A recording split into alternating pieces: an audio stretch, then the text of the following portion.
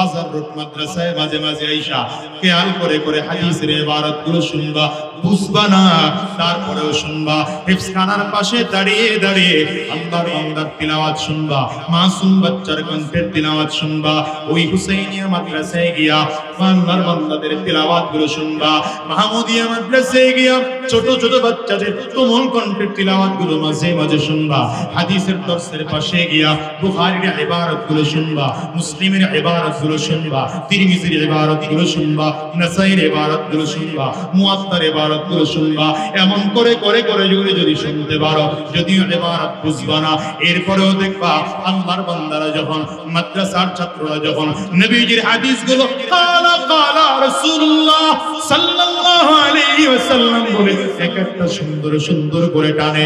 হাদিসের মসনদের মধ্যে যখন হাদিসের ইবারতগুলো পড়া হয়, এত মজা। আইনা আবনাউল মুলুকি মিন হাযিহিল লাজ্জা। ইমাম মালিক রাহমাতুল্লাহি আলাইহি হাদিসের কিতাবগুলো পড়তেন, তাফসীরের কিতাবগুলো পড়তেন, আর মাঝে মাঝে চিৎকার করে করে বলতেন, কোথায় রাজা বাদশার ছেলেরা এই মজা কোথায় পায়? বলো বলো, কোরআনুল কারীমের মধ্যে যেই মজা, গোটা পৃথিবীর রাজত্বের মধ্যে সেই মজা না। रज़ीना किस्मतुल जब्बार फीना, रज़ीना किस्मतुल जब्बार फीना, लना इल्मुन वलिल अअदाइ मालु, फइन्नल माल यफना अन करीबिन व इन्नल इल्मा बाक़िन ला यज़ालु। আলী রাদিয়াল্লাহু আনহু বলেন, আল্লাহ আমাদেরকে দিয়েছেন কোরআনের ইলম, আর আমাদের শত্রুদেরকে দিয়েছেন দুনিয়ার টাকা পয়সা, ক্ষমতা, ইজ্জত, সম্মান। হযরত আলী বলেন, মালিকের বন্টন কত চমৎকার, আমরা মালিকের বন্টনের উপরে বড় খুশি হয়ে আছি। কারণ হলো দুনিয়ার টাকা পয়সা, দুনিয়ার ক্ষমতা, ইজ্জত, এগুলো দু চার দিন আছে, থাকলে থাকতেও পারে, না থাকলে নাও থাকতে পারে, কিন্তু একবার যার মধ্যে ইলম আছে, খোদার কসম, ইলম কোনদিন চলে যায় না। ঠিক না? ক্ষমতার চেয়ার 5 বছরের, কয় বছরের? কনা কনা কয় বছরের? 5টা বছর পরে জনগণ আর ক্ষমতায় নিতে চায় না। যদি ক্ষমতায় আসতে হয়, তাইলে আরেকজনের ভোট নিজের দিয়ে লইতে হয়। আসতে কয় কেন? এই যে খবর শুনছো না মিয়া, পাবলিক চাচি ভোট দিতে গেছে, পাবলিক চাচি ভোট দিতে গেলে 2-3 জন যুবক আটকায় ধরছে, চাচি আর যায় না। কেন রে বাবা? ভোট দেওয়া হয়ে গেছে। খালি আপনারটা দেই নাই, চাচারটা সহ দিছি। বারান্দায় দাঁড়ায় দাঁড়ায় কান্না করে, তোর চাচা আইলো, খবর কইলি না। কত বছর হয়ে গেল চাচাই বিদায়, কবর থেকে ওইটা আইসা যে ভোটটা দিয়া গেল, খবর জানাইলি না। স্বামীটারে দেখে নেই, কতদিন হয়ে গেল, হয় নাই। কথা কাও না কেন? হয় নাই, হয় নাই। জাতি 16টা বছর আওয়াজ না দিতে না দিতে জাতি ভুলে গেছে। আবার আসতে কয়, জোরে বলেন। তো এদের অবস্থা আর 5 বছর ক্ষমতায় থাকে, এরপরে আর ক্ষমতা আর ভালো লাগে না, পাবলিক ক্ষমতায় বসায় না। এবার ক্ষমতায় থাকতে হইলে আরেকজনের ভোটটা নিজে দিয়ে লইতে হয়। যখন আবার প্রোটেকশনের জন্য তখন পুলিশ আনতে হয়, না হলে আর্মি আনতে হয়।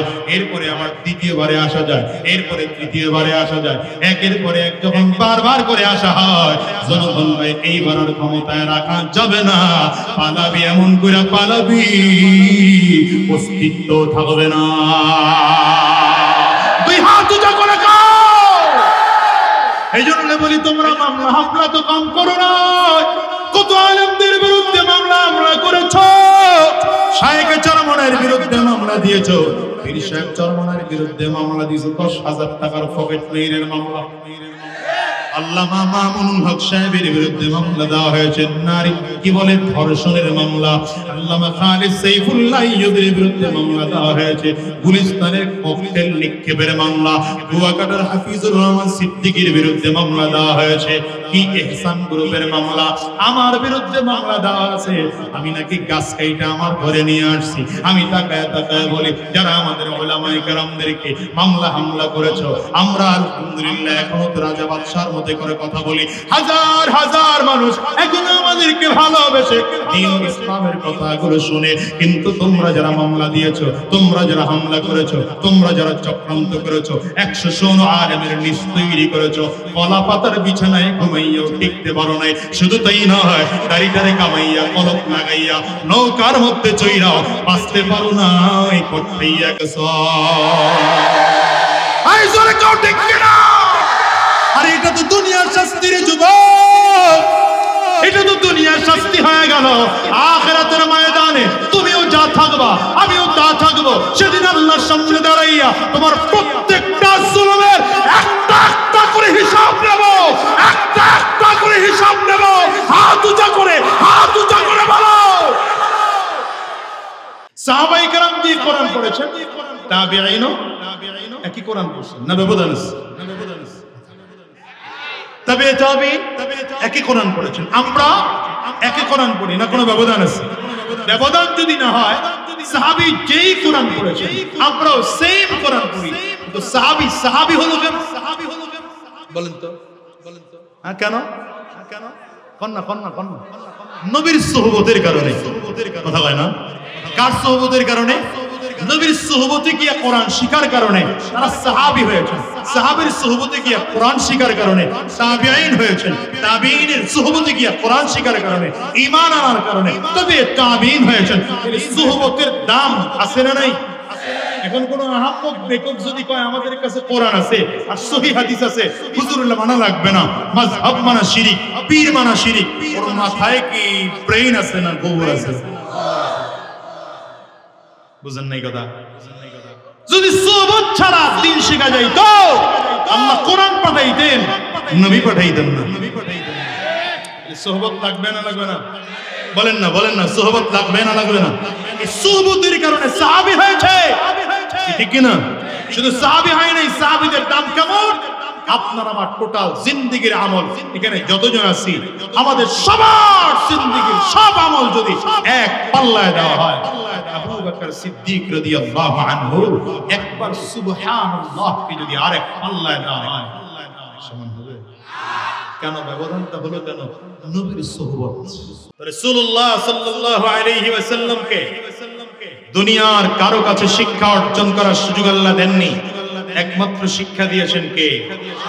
তাহলে আমার নবীর ডাইরেক্ট উস্তাদ হলেন আল্লাহ নিজে। উস্তাদ হইয়া নবীকে ছাত্র বানাইয়া জগতের সব থেকে শ্রেষ্ঠ শিক্ষা অর্জন করাইয়া গোটা জাতির উস্তাদ বানিয়ে আমার নবীকে পাঠিয়েছেন। এজন্য নবী নিজে বলেন, বুইসতু মুআল্লিমা, আমাকে গোটা জাতির জন্য উস্তাদ বানিয়ে পাঠানো হয়েছে। এবার নবীজি এমন এক উস্তাদ, আল্লাহু আকবার, এমন উস্তাদ বানিয়েছেন আমার নবীর ছাত্র যারা, এরা জান্নাত। কয় না সুবহানাল্লাহ? কয় না রে? আমার নবীর ছাত্র যারা জান্নাতি। দেখছেন আমার নবীর ছাত্র এমন এক একজন এমন ছাত্র, গোটা পৃথিবীর গোটা নবীর উম্মতের মধ্যে সব থেকে শ্রেষ্ঠ উম্মত আমার নবীর উম্মত। জান্নাতে যাওয়ার সিরিয়াল যখন আসবে, নবীদের সিরিয়াল আসলে সবার আগে আমার নবী জান্নাতে যাবেন। কে জান্নাতে যাবেন? এরপরে অন্যান্য নবীরা। এখন উম্মতদের সিরিয়াল যখন আসবে, আবু বকর সিদ্দিক রাদিয়াল্লাহু আনহু জন্য জান্নাতের 8টা দরজা খুলে দেওয়া হবে। কয়টা? জান্নাতের 8টা দরজা খুলে আবু বকর সিদ্দিক রাদিয়াল্লাহু আনহুকে নাম ধরে ডাকা হবে, ইয়া আইয়্যুহান নাফসুল মুতমাইন্না ইরজিই ইলা রাব্বিকি রাদিয়াতাম মারদিয়া ফাদখুলি ফি ইবাদি ওয়াদখুলি জান্নতি। রাহমাতুল লিল আলামিন সাহাবায়ে কেরামদের মাঝে ডেকে বলেন, সাহাবীরা, ইন্নী লা আরাফু রাজুলান বিইসমিহি ওয়া বিইসমি আবিহি ওয়া উম্মিহি লা ইয়াতি বাবান মিন আবওয়াবিল জান্নাতি ফায়ুকালু লাহু মারহাবান মারহাবা। সাহাবীরা, আমি আমার একজন লোকের নাম জানি, তার বাবার নাম জানি, তার মায়ের নামটাও জানি, আমি নবী বংশ পরিচয় তার ভালো করে জানি। এই লোকটা যখন কিয়ামতের ময়দানে জান্নাতের গেট দিয়ে ঢুকতে থাকবে জান্নাতি ফেরেশতারা। এই লোকটাকে আমন্ত্রণ আর নিমন্ত্রণ জানানোর জন্য দুই দিক দিয়ে কাতার করে ফেরেশতারা লাল গালিচা বিছিয়ে দাঁড়িয়ে যাবে। আল্লাহর বান্দা যখন জান্নাতের গেট দিয়ে ভেতরে ঢুকতে থাকবে জান্নাতি ফেরেশতারা মারহাবা মারহাবা বলে নিমন্ত্রণ জানাবে। এমন শুধু আবু বকর সিদ্দিকের নয়, হযরত ওমর ফারুক কে নবী আমার জান্নাতের সার্টিফিকেট দিয়েছেন। ফজরের নামাজের পরে রাহমাতুল লিল আলামিন একদিন সাহাবায়ে কেরামদেরকে বলেন, ইন্নী রাআইতু কাসরান ফি নওমি। হে সাহাবায়ে কেরাম, আমি আজ রাতের মধ্যে স্বপ্নে একটা দামি বিল্ডিং দেখলাম। দামি বিল্ডিংটা চারটা দেওয়াল দিয়ে তৈরি করা হয়েছে। একটা দেওয়াল মণিমুক্তা দিয়ে তৈরি করা হয়েছে, একটা দেওয়াল জবরদস্ত পাথর দিয়ে তৈরি করা হয়েছে, একটা দেওয়াল স্বর্ণ দিয়ে তৈরি করা হয়েছে, একটা দেওয়াল রূপা দিয়ে তৈরি করা হয়েছে। নবী আমার বলেন, এই জান্নাতের দেওয়ালের গাঁথনি করতে গিয়ে কোনো বালু আর সিমেন্ট ব্যবহার করা হয়নি, ব্যবহার করা হয়েছে মিশক আর আম্বর। নিচের ফ্লোরটা বানানো হয়েছে জাফরান দিয়া। রাহমাতুল লিল আলামিন বলেন, এত সুন্দর দামি বিল্ডিং দেখে জিজ্ঞাসা করলাম, লিমান হাদা, এত সুন্দর ঘরটা কার? একজন এসে বললেন, ফাতাম মিন কুরাইশ, এটা কুরাইশ বংশের একজন যুবকের। নবী আমার বলেন, যানান্তু ইন্নী মিন কুরাইশ ওয়া ইন্নাহু লি, আমি মনে মনে চিন্তা করলাম আমিও তো কুরাইশ বংশের একজন যুবক, তাইলে মনে হয় জান্নাতের বাড়িটা আমার জন্যই বরাদ্দ করা। নবী আমার বলেন, চিন্তা কদম দুই কদম সামনের দিকে বাড়াইলাম, হঠাৎ করে আল্লাহর এক ফেরেশতা সামনে এসে দাঁড়িয়েছে। পয়গম্বর, এই বাড়িটা আপনার নয়, এবারে আপনার সাহাবী ওমরের। নবী আমার ডেকে বলেন, ইন্না লিকুল্লি নাবিয়্যিন রাফীকুন ফিল জান্নাহ ওয়া আনতা রাফীকি ফিল জান্নাতি ইয়া উসমান। রে উসমান, সব নবীদেরকে জান্নাতের মধ্যে একজন সাথী দেওয়া হবে, সঙ্গী দেওয়া হবে, বন্ধু দেওয়া হবে। জান্নাতের মধ্যে আমি নবীর সাথী আর সঙ্গী যে হবে সে আর কেউ নয়, সে হবে তুমি উসমান। জোরে বলা যাবে না? নবী আমার ডেকে বলেন, রে আলী, ও আলী, জান্নাতের মধ্যে আমার বাড়ির বরাবর সামনেই হবে তোমার বাড়ি। হযরত আলী রাদিয়াল্লাহু আনহু ডেকে বলেন, পয়গম্বর, আমার বাড়িটা আপনার বাড়ির সামনে হবে না পিছনে হবে? আমার সেটা আগে জানার বড় বেশি প্রয়োজন নয়। আমার বড় জানার বিষয় হলো, আমার মনটা যখন খারাপ হয়ে যায় আপনার সুন্দর চেহারার দিকে তাকাইলে মনটা ভালো হয়ে যায়। নবী আমার জান্নাতের মধ্যে থাকা অবস্থায় মনটা যখন খারাপ হয়ে যাবে আপনার সুন্দর চেহারা দেখতে মনে চাইবে, মন চাইলে আপনার সুন্দর চেহারা দেখা যাবে না। নবী আমার ডেকে বলেন, রে আলী, আমার আল্লাহ তাআলা তোমার জান্নাতের বাড়িটা এমন সুন্দর করে সিটিং আর ফিটিং করে দিবে, আমার ওই জান্নাতের বাড়িটায় থাকা অবস্থায় জান্নাত পর্দাগুলো সরায় দিবা, দরজার পর্দা সরিয়ে দিবা, সরাসরি আমি নবীর চেহারা দেখতে পাইবা। আরো আশ্চর্যের খবর শুনবেন। নবীর সোহবতে থাকলে কি হয়? নবীর সোহবতে থাকলে নবীর আগে জান্নাতে যাবে। আরে সুবহানাল্লাহ, বলেন না? এই একটু আগে কি বললাম যে নবী সবার আগে জান্নাতে যাবে। আশ্চর্যের খবর, নবীর উম্মত নবীরও আগে জান্নাতে যাবে। কেমনে কেমনে কেমনে? নবী আমার ডেকে বলেন, বিলাল, এই বিলাল, কিয়ামতের ময়দানে আমি নবীকে ডাকাবে জান্নাতের গেট খুলে দেওয়ার জন্য। আমি নবীর কাছে জান্নাতের গেটের চাবি কাঠি থাকবে। আমি নবী জান্নাতের গেট দিয়ে যখন জান্নাতের গেটের চাবি দিয়ে জান্নাতের গেট খুলে দেব, কোন নবীরা আমার আগে জান্নাতের মধ্যে ঢোকার পারমিশন পাবে না। সবার আগে আমি নবী মুহাম্মদুর রাসূলুল্লাহ সাল্লাল্লাহু আলাইহি ওয়াসাল্লাম জান্নাতের মধ্যে ঢুকবো, আমার পরে অন্যান্য নবীরা জান্নাতে ঢুকবে।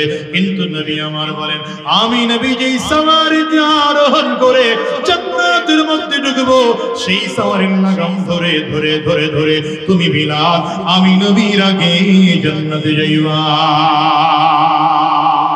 আল্লাহু আকবার, চিল্লা জোরে। হ্যাঁ, নবীর সুন্নতের তো দাম।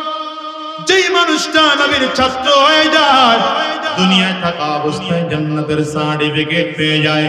ঠিক তেমনি ভাবে আমার নবী একজন করে করে করে করে 10 জন সাহাবীকে জান্নাতের সার্টিফিকেট দিয়েছেন। কয়জন রে? 10 জন সাহাবীকে আমার নবী জীবদ্দশায় জান্নাতের সার্টিফিকেট দিয়েছেন। এবার রব্বে কারীমের ঘোষণা, উহুদের ময়দানে যে সকল সাহাবায়ে কেরাম উপস্থিত ছিলেন, আল্লাহ তাআলা তাদের জিন্দেগীর গুনাহ মাফ করে দিলেন। বদরে যে সাহাবায়ে কেরাম উপস্থিত হয়েছেন, আমার আল্লাহ তাদের গুনাহ মাফ করে দিলেন। খন্দকে যে সকল সাহাবায়ে কেরাম শরীক হয়েছেন, আল্লাহ তাআলা তাদের গুনাহ মাফ করে দিলেন। ও মিয়া, শুধু মাফ করেছেন তাই নয়, বরঞ্চ বিপদে পড়লে আমার আল্লাহ তাআলা তাদেরকে সাহায্য করেছে। এটা নবীর সাহাবাত, নবীর সুহবতের দ্বারা কি হয় জানো? এই রে, পড়া শিখছো তো দুনিয়ায় বিসমিল্লাহ ছাড়া পড়া। এমন পড়া পড়ো যেই পড়ে ওযু লাগে না, এমন পড়া পড়ো যেই পড়ায় বিসমিল্লাহ লাগে না। কথা পায় না কেন? অঙ্ক যখন শেখানো হয়, সুদের অঙ্ক শেখানো হয়, ঘুষের অঙ্ক শেখানো হয়, মাদ্রাসায় এসে তাকাইয়া তাকাইয়া দেখো, কুল হাল ইয়াস্তাবিল্লাযীনা ইয়ালামুন, কুল হাল ইয়াস্তাবিল্লাযীনা ইয়ালামুন ওয়াল্লাযীনা লা ইয়ালামুন।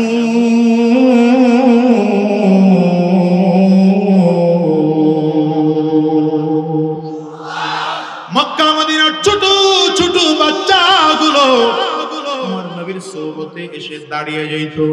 ওই এলাকার মা বোনরা পর্যন্ত, বাবা আর মা পর্যন্ত ছোট ছোট বাচ্চাদেরকে নবীর খিদমত শেখাইতো, নবীর সোহবতে থাকা শেখাইতো, ইলমে নববী অর্জন করার জন্য উৎসাহ প্রদান করত। রাইসুল মুফাসসিরিন আব্দুল্লাহ ইবনে আব্বাস রাদিয়াল্লাহু আনহু, যিনি যুগ শ্রেষ্ঠ মুফাসসির, সাহাবায়ে কেরামদের মধ্যে সবচেয়ে বড় মুফাসসির ছিলেন। হযরত আব্বাস রাদিয়াল্লাহু আনহু ছিলেন তার বাবা। আব্বাস রাদিয়াল্লাহু আনহু ছোটবেলায় আব্দুল্লাহকে নিজের হাতে ধরে ধরে ধরে ধরে মুরব্বিদের জুতা সোজা করানো শিখিয়েছেন, রুমাল ঠিক করিয়ে দেওয়া শিখিয়েছেন, হুজুর পানি রেডি করে দেওয়া শিখিয়েছেন, গামছা আগায় দেওয়া শিখিয়েছেন। খিদমত সুন্দর করে শিখাইয়া ছোট আব্দুল্লাহ ইবনে আব্বাস রাদিয়াল্লাহু আনহুকে নবীর দরবারে খিদমতে দিয়ে আসছেন।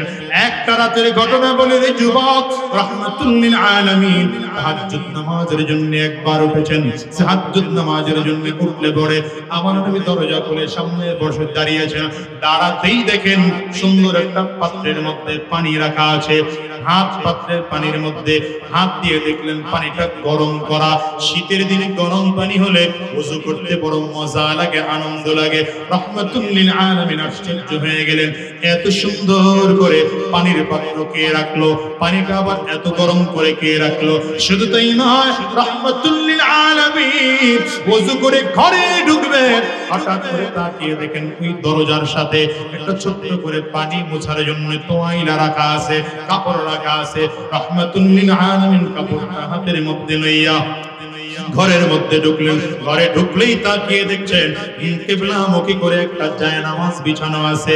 নবীজি বড় আশ্চর্য হইয়া আম্মা জান আয়েশা সিদ্দিকা রাদিয়াল্লাহু আনহাকে ডাক দিলেন, এ আয়েশা, এত সুন্দর করে জায়নামাজটা কে বিছিয়ে রাখলো, এত সুন্দর করে ওযুর পানিটা গরম করে কে রাখলো, তুমি তো ঘুমিয়েই ছিলা। আম্মা জান আয়েশা বলেন, পয়গম্বর কি আর লাগবে, আপনার প্রিয় ভাই আব্দুল্লাহ ইবনে আব্বাস সুন্দর করে খিদমত রেখেছে। রাহমাতুল লিল আলামিন তখনো যায় নামাজে দাঁড়ানো। আমার নবী এত খুশি হলেন, সিনার কাপড়টা সরাইয়া দিয়া সিনাটা খুলে দিয়ে ডাক দিলেন, আব্দুল্লাহ। হযরত আব্দুল্লাহ ইবনে আব্বাস রাদিয়াল্লাহু আনহু ঈশা আবার নবীর বুকের সাথে মাথাটা ঠেকিয়ে দিলেন। নবীজি মাথাটা মুছাইতেছেন, আব্দুল্লাহর জন্য দোয়া করেন, আল্লাহুম্মা ফাক্কিহহু ফিদ্দীন, আল্লাহুম্মা আল্লিমহুল কিতাব ওয়াল হিকমা।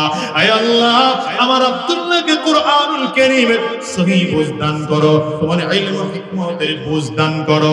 আমার নবীর এই দোয়ার কারণে আব্দুল্লাহ ইবনে আব্বাস রাদিয়াল্লাহু আনহুর এই পরিমাণ আজকে গোটা পৃথিবীতে যত তাফসীরের কিতাব লেখা হয়েছে, আব্দুল্লাহ ইবনে আব্বাস রাদিয়াল্লাহু আনহুর কওল নকল করা ছাড়া তাফসীরের কিতাব লেখা হয় নাই। যত বড় বড় মুফাসসিরিনরা আছেন, আব্দুল্লাহ ইবনে আব্বাস রাদিয়াল্লাহু আনহুর কওল পড়া ছাড়া বড় মুফাসসির হতে পারেন নাই। ও মিয়া, এটা ইলম ওয়ালাদের সুহবত, কোরআন ওয়ালাদের সুহবত। এইজন্য হযরত ওমর ফারুক রাদিয়াল্লাহু আনহু যখন রাষ্ট্রের প্রধান ছিলেন, হযরত ওমর নিজের পাশে একটা ছোট্ট চেয়ার দিয়া আব্দুল্লাহ ইবনে আব্বাস রাদিয়াল্লাহু আনহুকে বসিয়ে রাখতেন।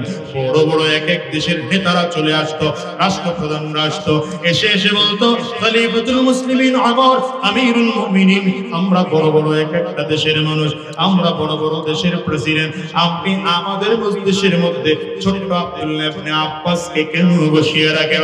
হযরত নবী সাহাবী ওমর ফারুক রাদিয়াল্লাহু আনহু ডেকে বলেন, শোনো, আব্দুল্লাহ ইবনে আব্বাসের বয়স কম হতে পারে, কিন্তু নবীর সুহবত পাইয়া নবীজির সিনার মধ্যে মাথা ঢাকাইয়া আল্লাহ পাকের কোরআনের এমন জ্ঞান অর্জন করেছে, তোমার আমার থেকে আব্দুল্লাহ জ্ঞান অনেক বেশি।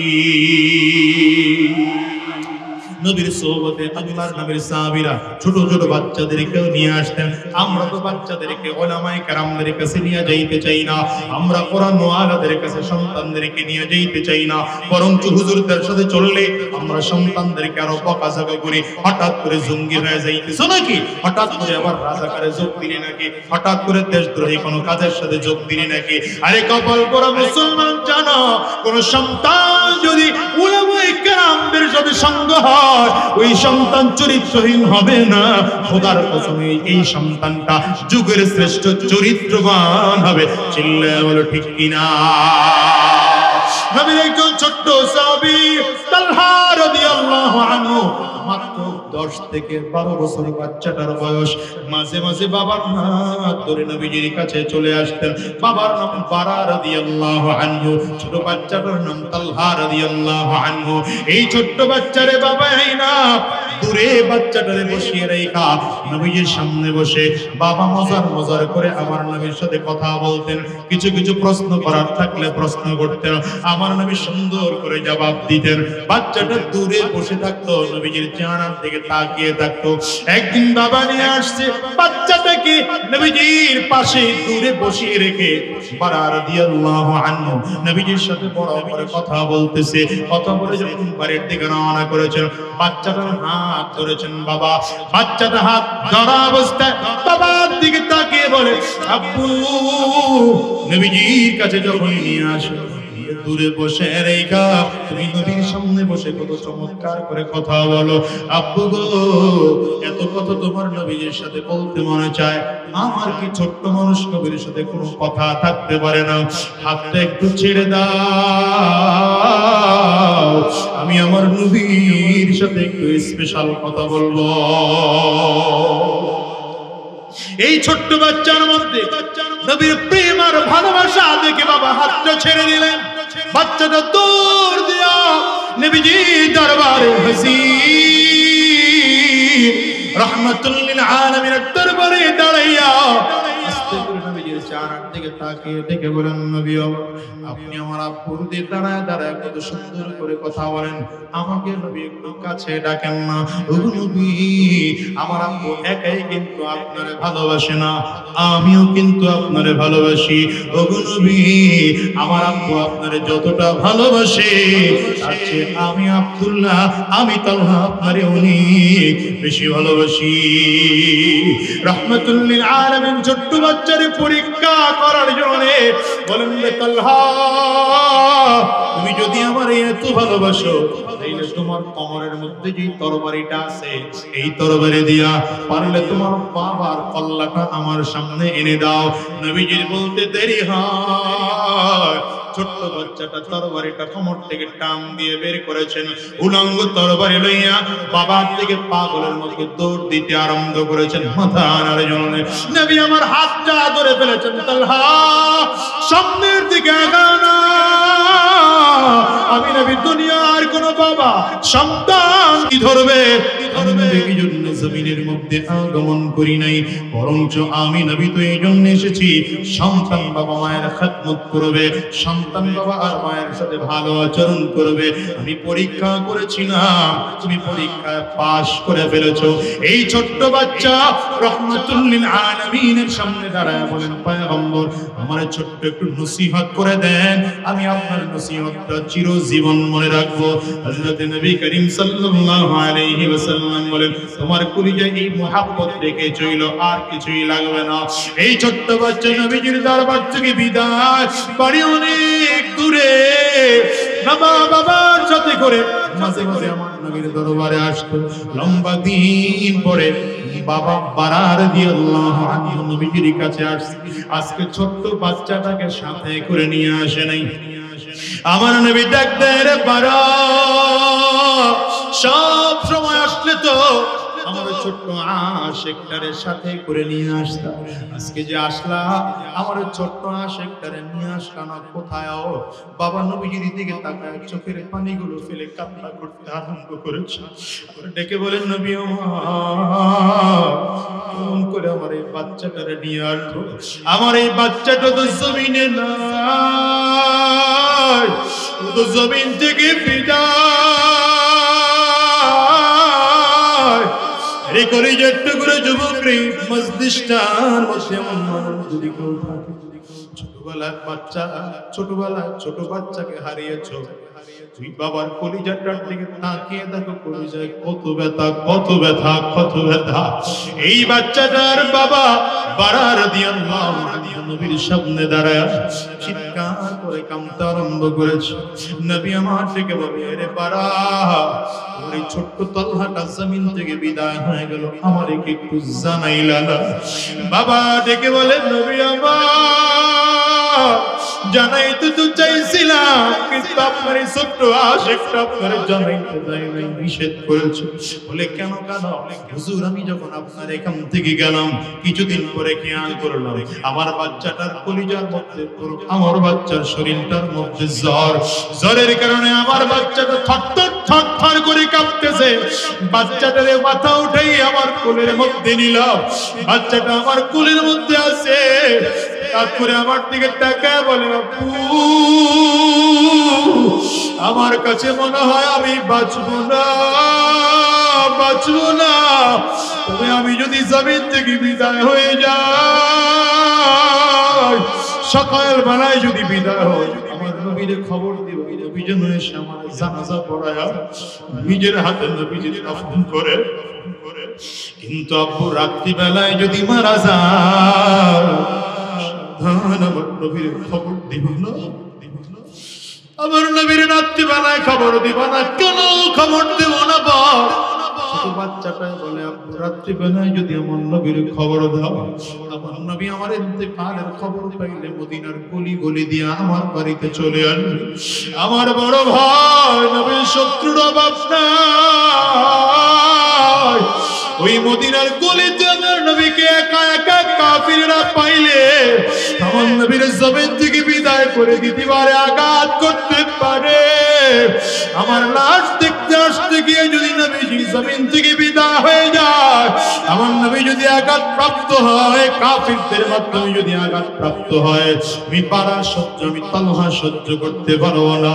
ওরে দুনিয়ার মুসলমানেরা, এই ছোট্ট বাচ্চাটার মধ্যে যদি নবীর জন্য এত ইশক আর মহব্বত, এত ভালোবাসা থাকে, তুমি আর আমি এত বড় আজকে নবী দুনিয়াতে নাই, নবীর সাহাবী নাই, তাবেঈ তাবিঈন তবে তাবিঈন জমিনে নাই।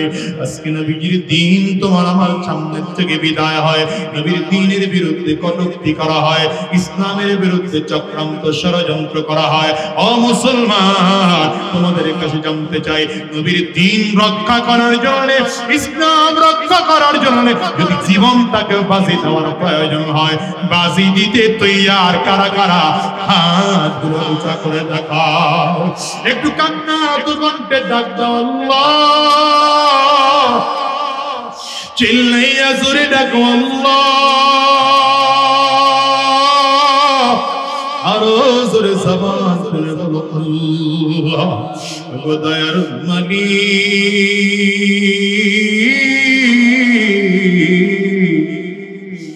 এতজন মানুষ সাহায্য করেছে। আল্লাহ, কারো ঘরে মা নাই, কারো ঘরে বাবা নাই, কারো ঘরে আব্বা দুইজনের কেউ নাই। আল্লাহ, কারো সন্তান নাই, কারো স্ত্রী নাই। সবাই মিলে ওয়াদা করলাম, আল্লাহ তোমার নবীর দ্বীন জমিনে টিকিয়ে রাখার জন্য মেহনত করব, তোমার আসমানের ইলম জমিনে টিকিয়ে রাখার জন্য মেহনত করব, তোমার কোরআনের ইলম জমিনে টিকিয়ে রাখার জন্য চেষ্টা ফিকির মেহনত করব। আল্লাহ তুমি কবুল করে নাও, কবুল করে নাও, কবুল করে নাও। চিৎকার করে বলো আমিন। জবান খুলে আওয়াজ দিয়ে বলো আল্লাহুম্মা আমিন।